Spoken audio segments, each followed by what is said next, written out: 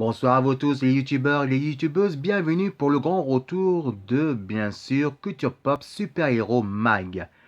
Aujourd'hui, c'est des comics beaucoup différemment qu'on appelle les parodies des comics. Alors, c'est quoi les parodies des comics? C'est comme on voit les parodies du film, c'est comme les parodies des animés, mais aussi, ça existe aussi les parodies des comics. Et pas n'importe laquelle, un des parodies le plus important dans l'histoire des comics à partir des années 60, les années 60, 80 et 90.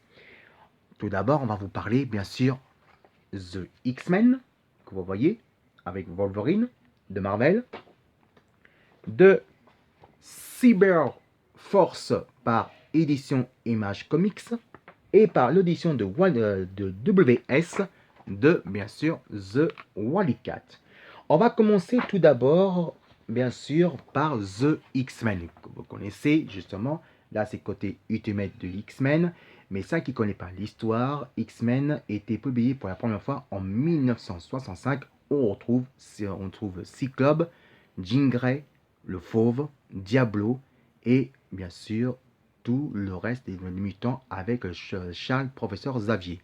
De l'autre côté, il y a Magneto, Mystique, Tansabre, Pierrot et tout le reste des mutants de Force du Mal. L'histoire, c'est simple, c'est le gouverneur de John Kelly. John Kelly, en tout cas, qui a demandé au gouvernement de rejeter les mutants, qui doit rejeter la vie de société côté les hommes. On peut dire carrément que c'est vrai que les X-Men, et en tout cas les hommes, les humains, a peur les mutants, que pour eux, ça peut devenir une tasse de menace et qui peut contrôler les humains. Ensuite, qui ne savait pas aussi, c'est que les hommes a créé les sentinelles des cyborgs qui va terrasser les mutants. Oui, on peut dire carrément, ça fait penser, vous vous rappelez, la communauté de combat civil entre les White Power et les Black Power qui s'est passé vers 1963 en 1968. Et il faut dire carrément que c'est vrai que à l'époque, c'était très compétitif, c'était quand même le combat le plus sanglant et le plus sombre de l'histoire de l'Amérique. Marvel, ça l'a beaucoup touché et ça vraiment énormément très choquant. C'est pour ça que Stanley a lancé un message très fort pour lutter contre le racisme. Ils ont décidé de créer le X-Men, The X-Men, en tout cas pour apprendre aussi dans la communauté des hommes en fiction comment aussi qu'on n'importe quelle différence des races, qu'on soit noir, blanc, maghrébin, asiatique ou n'importe quoi, et aussi dans la fiction comment aussi les mutants, que les hommes doivent apprendre aussi pourquoi les mutants se fait rejeter la vie collective, la sociale, se fait rejeter la vie sociale des hommes. Excusez-moi, je suis un peu fatigué. Voilà. Donc on peut dire que Wolverine, par contre, lui, est arrivé il est arrivé en 1973. Vers début des années 80, c'est bien sûr Cyber Force. Cyber Force, c'est la même chose, mais sauf que c'est le côté des cyborgs qui s'est fait rejeter par la communauté, par les humains de futur de Cyberpunk. Et il y a des cyborgs, il y a aussi des cyborgs qui s'appellent Cyber Force, qui doit protéger les humanités et il doit accepter que même les hommes, ceux qu'ils protègent, ils se fait rejeter aussi pour côté l'humanité. Et dans les années 90, par WS, l'édition de comics, c'est bien sûr les Wally Cats, The Wally Cats.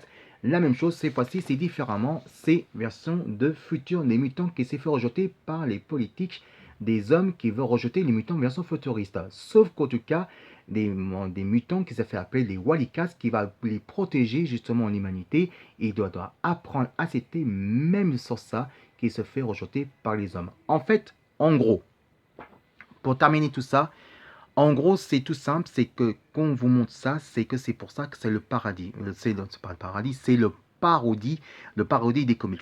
Le parodie des comics entre les X-Men, bien sûr, qu'on voyait avec Wolverine, The Cyberforce, et bien sûr The Wally Cat. C'est le même l'écriture, le même dessinature et le même histoire, mais différent.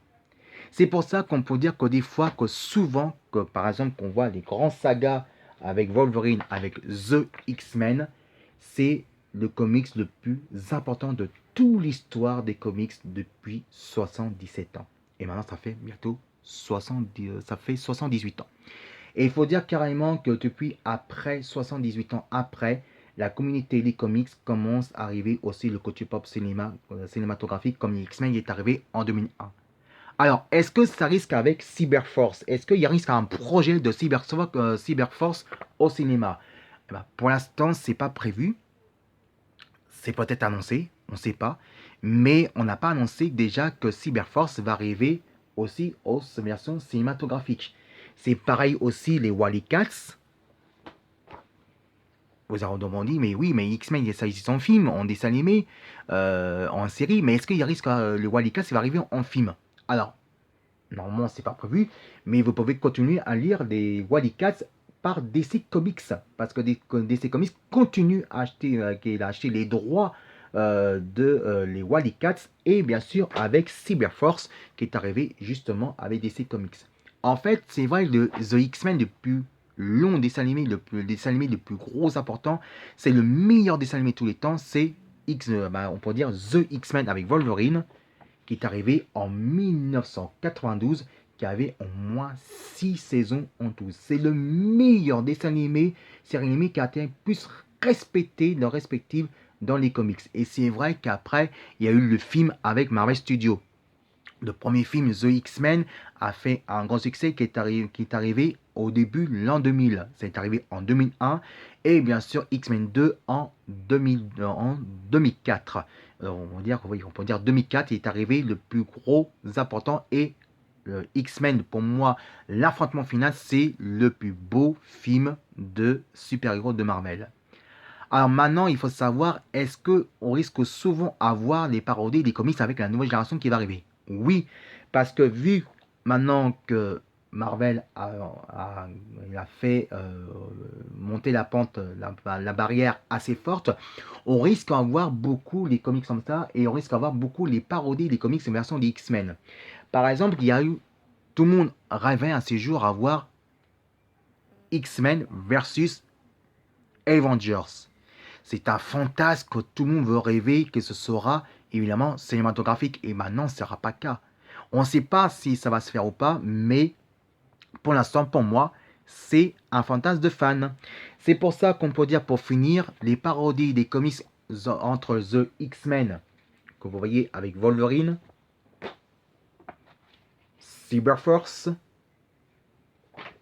et The Wildcat, c'est le même auteur, c'est les auteurs différents, mais aussi les auteurs de nouvelle génération avec Jimmy Lee. Parce que Jimmy Lee travaille avec Marvel, il a fait aussi, il a en plein liberté avec Image Comics, et il travaille aussi avec DC Comics. C'est pour ça que les parodies entre The Wildcats,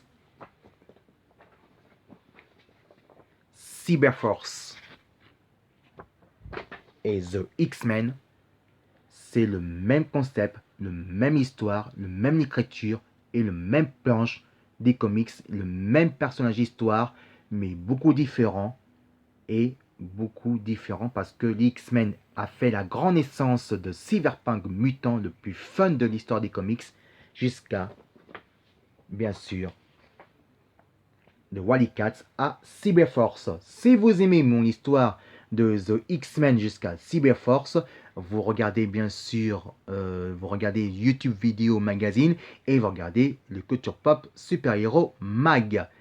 Ici Fidèle, le petit reporter journaliste bénévole. Merci à vous tous. Je vous souhaite à tous une bonne soirée. Et pardonnez-moi, j'ai bafouillé un petit peu parce que je suis un peu fatigué.